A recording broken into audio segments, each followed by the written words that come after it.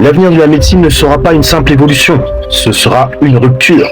Pendant des siècles, la médecine s'est construite une identité simple. Éliminer les symptômes, éliminer les agents pathogènes, éliminer ce qui dérange. Une médecine de guerre, une médecine de contrôle. Mais aujourd'hui, une vérité devient impossible à ignorer. Le corps humain n'est pas un individu, c'est un écosystème. Un monde vivant composé de milliards de micro-organismes, ce que la science appelle le microbiote, ce que certains commencent à comprendre comme le véritable centre de régulation du vivant, dans des institutions comme Human Microbiota Project, les données s'accumulent.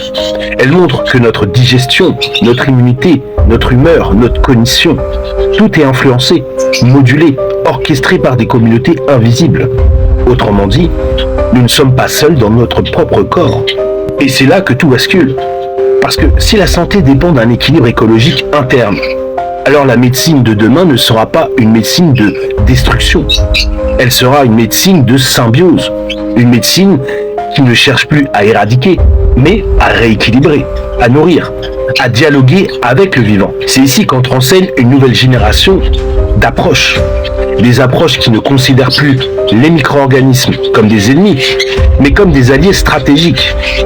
Des approches qui s'inscrivent dans une logique que la science commence à formaliser sous le concept de l'obionte.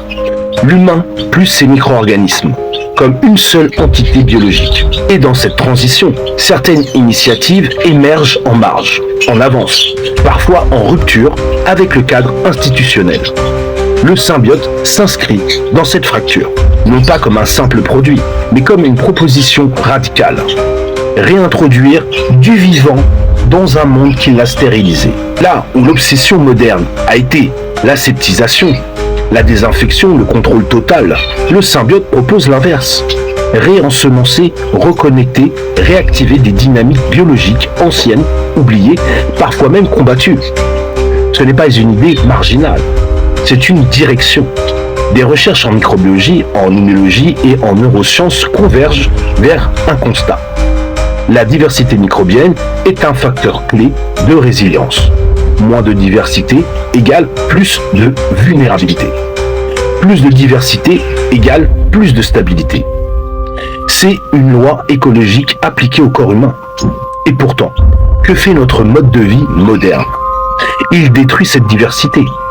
Alimentation ultra transformée, environnement aseptisé, surutilisation des antibiotiques, stress chronique. Résultat, une montée globale des déséquilibres, ce que certains appellent la dysbiose.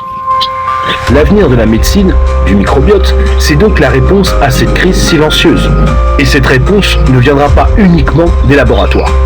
Elle viendra aussi de ceux qui expérimentent, qui observent, qui reconstruisent des écosystèmes vivants, des pionniers, des artisans du microbiote, des éleveurs de micro-organismes. C'est dans cette zone hybride, entre science, tradition et expérimentation, que des solutions comme le symbiote prennent sens. Pas comme une vérité absolue, mais comme un signal faible, un indicateur que quelque chose est en train de changer. Demain, il est probable que les prescriptions médicales incluent des profils microbiotiques personnalisés, que l'on parle de transplantation de microbiote comme on parle aujourd'hui de greffe d'organes, que l'on adapte l'alimentation, les environnements, les rythmes de vie en fonction de l'écosystème interne de chaque individu. Et dans ce contexte, une question simple se posera. Sommes-nous prêts à cohabiter avec le vivant? Ou allons-nous continuer à le combattre?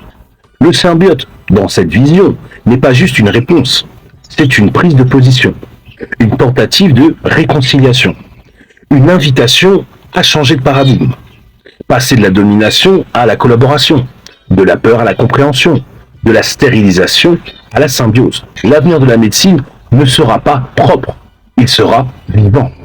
Ouga ouga au clan, assalamu alaikum wa rahmatullahi wa barakatuh. Inoculation.